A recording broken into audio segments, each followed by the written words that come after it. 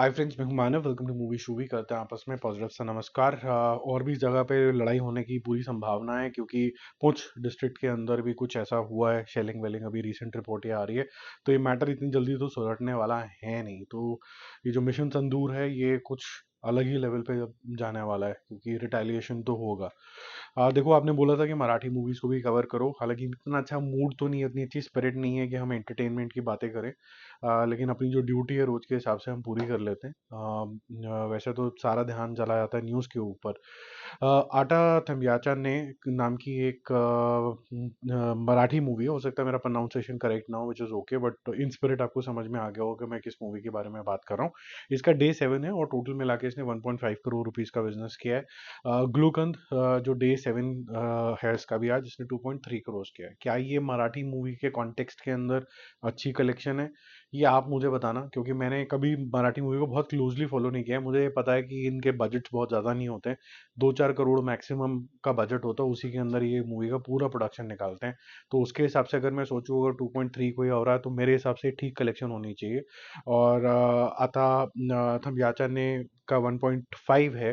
अगर ये 2 करोड़ रुपए पे टच करता है तो आई थिंक ये कुछ ब्रेक इवन टाइप का होना चाहिए। जिनको मराठी मूवीज के बारे में थोड़ा ज़्यादा पता है वो ज़रूर बताना।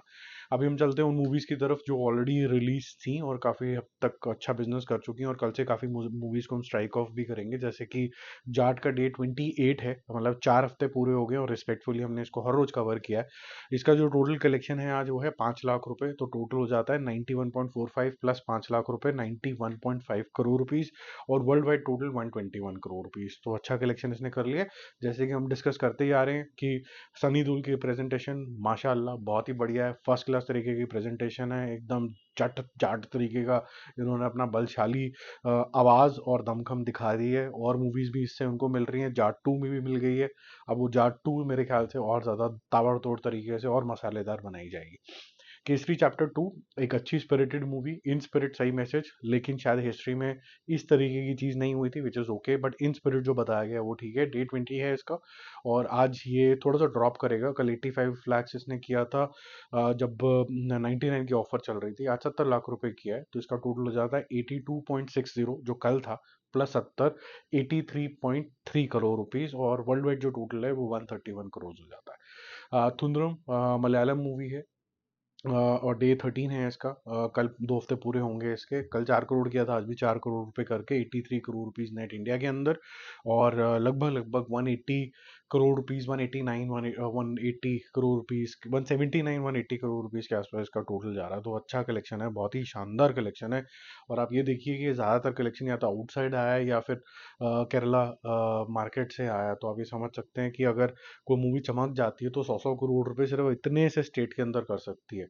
अगर ये सारी स्टेट मिल जाएं और एक ही यूनिवर्सल कोई मूवी देख रहे हो, जो सबको वो कॉन्सेप्ट अच्छा लगे, हीरोज अच्छे लगे, तो कितना बढ़िया बात हो जाएगी। तो इसीलिए इंडिया सिनेमा बनाना बहुत ज़्यादा ज़रूरी है। आप इमेजिन कर सकते हैं, हम इतने सारे लोग हैं। मैं काफ़ी टाइम से बोलता चला जा रहा हूँ कि एक इंडियन सिनेमा बन गया, बहुत सारे थिएटर्स अगर खुल गए, इकोनॉमिकल तरीके से 100-125 रुपए की टिकटें आनी शुरू हो गई, हम लोग बहुत मेजर बिजनेस करेंगे। ये जो छोटे छोटे लालच पीवीआर और आईनॉक्स ने जो दिमाग खराब करके रखा है ना, ये अच्छा नहीं किया इन्होंने कि सब कुछ मल्टीप्लेक्स और लग्जरी के रूप में लेके चले जाओ। जनता जनार्दन के लिए ज़्यादा बड़े स्क्रीन होने चाहिए, जहाँ पर बेसिक्स अच्छी चेयर्स वगैरह हों और अच्छा सिस्टम है। बड़ा स्क्रीन हो गया, ताली बजाओ, अपना खाना लेके आओ, अपना खाना खा के चले जाओ। बिल्कुल ही सिंपल सोबर सा आपको एक्सपीरियंस मिल जाए बस। या थंडरबोल्ट के बारे में बात करते हैं। डे 7 है इसका। देखो, बहुत बड़े बड़े क्लेम्स आ रहे हैं, और डिज्नी ने भी क्लेम किया है आज, एमसीयू ने क्लेम किया हम बड़ी अच्छी पिक्चर बना सकते हैं जी। और 17.5 करोड़ को आप बड़ी अच्छी पिक्चर तो नहीं बोल सकते हैं 7 दिन के अंदर। एमसीयू को हम $1 बिलियन तक जाते हुए देख चुके हैं, एवेंजर्स वगैरह, और इसका फिर नाम भी चेंज हो गया, अब इसको न्यू एवेंजर्स बोला जा रहा है। तो थंडरबोल्ट्स जो है वो न्यू एवेंजर्स हो गई है। पहले भी एस्ट्रिक लगाया था कि जैसे हम इसका नाम चेंज कर देंगे। तो उनकी स्ट्रैटेजी थी कि अगर चमक गई थोड़ी बहुत तो थोड़ी बहुत चमकी है। क्या ये प्रॉफिटेबल होगा कि नहीं होगा, वो समय बताएगा, क्योंकि बहुत ज़्यादा भी नहीं कलेक्शंस आ रहे हैं इसके, ठीक है। रेट्रो का day 7 Tamil movie Surya starrer, day 7 के अंदर 49 करोड़ ने कल किया था, आज सिर्फ 2 करोड़ रुपए किया है, 51 करोड़ हो जाता है। वर्ल्ड वाइड टोटल जो है वो 85 करोड़ रुपीज के आसपास है। ये जितना कुछ भी कलेक्शन हुआ है, trust me, after the first day, ये सिर्फ सूर्या की जो इतनी भी फॉलोइंग है उसकी वजह से हो रहा है। और यहाँ पर जो इनके डायरेक्टर हैं वो शायद सूर्य के साथ एक और पिक्चर बनाने वाले हैं। तो लेट्स सी वो कैसे शेप अप होता है। तो he is taking a second chance कि मैं प्रेजेंटेशन तो अच्छी कर दी सूर्या की, लेकिन मूवी इधर उधर हो गई, तो मैं दोनों चीज़ें एक साथ दोबारा से अटेम्प्ट करूंगा। उसके बाद चलते हैं हम टूरिस्ट फैमिली के ऊपर। ये फाइनली देख ली और इसका रिव्यू भी मैंने डाल दिया चैनल के ऊपर, देख लेना। स्वीट सी पिक्चर है, कुछ कंट्रोवर्शियल भी है इसके अंदर कि मतलब बाहर के लोगों को आप कितना अलाउ करोगे, कंसिडरिंग आजकल ये बॉर्डर्स जब क्रॉस करने लग जाते हैं लोग, तो चाहे अच्छे लोग भी हों, क्योंकि कुछ ना कुछ दिमाग में तो डाउट क्रिएट हो ही जाता है। लेकिन यहाँ पर बड़ा स्वीट तरीके से दिखाया गया, आप देखोगे आपको मजा आएगा। श्रीलंका से कुछ लोग आ जाते हैं तमिल नाडु के अंदर, और वो क्या कुछ होता है, वो फिर आप कैसे ये रहते हैं, थोड़ा सा हंसाते हैं, थोड़ा सा रुलाते हैं, वो सब चीज़ें होती है। 15 करोड़ कल किया था, आज 2.5 करोड़ फिर से करेगा, 17.5 करोड़ रुपीज़। वर्ल्ड वाइड जो टोटल है वो है 22 करोड़ रुपीज़ के आसपास, तो अच्छा चल रहा है इसका। ये प्रॉफिटेबल वेंचर होगा, छोटा मोटा प्रॉफिट होगा लेकिन अच्छा प्रॉफिट होगा। गुरु नानक जहाज जो है टोटल मिला के 7 डेज के अंदर 3.25 करोड़ पहुंच गई, ठीक ठाक कलेक्शन है।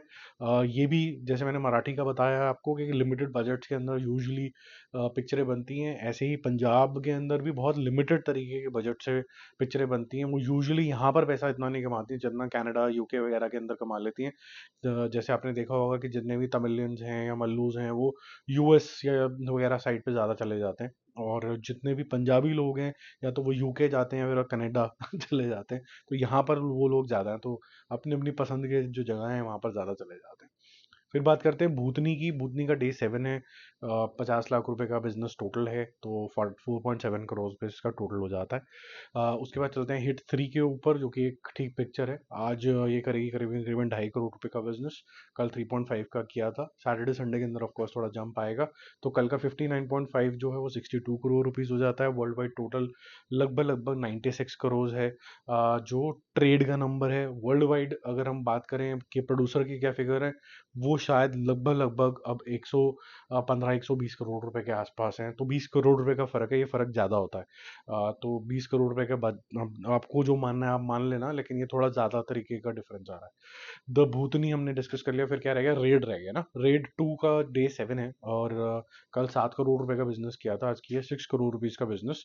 तो 89 करोड़ रुपीज से बढ़ के वो बन जाता है 95 करोड़ रुपीज। तो एक कल most probably 100 crore rupees net कर लेगा, और आज इसका जो टोटल है वो 130 करोड़ रुपीज वर्ल्ड वाइड हो गया है। तो ये मोटे मोटे लेवल पे एक अच्छा वेंचर रहा है, जो केसरी और जाट को भी ओवरटेक कर चुका है। जाट का जो कलेक्शन है वर्ल्ड वाइड वाला, वो भी इसने आज क्रॉस कर लिया है। तो कॉन्ग्रेचुलेशन की एक मूवी आई है जो कुछ अच्छा करने की कोशिश कर रही है, और हिंदी जो सिनेमा है वो कोई बहुत बड़े बड़े नंबर्स नहीं कर पा रहा था।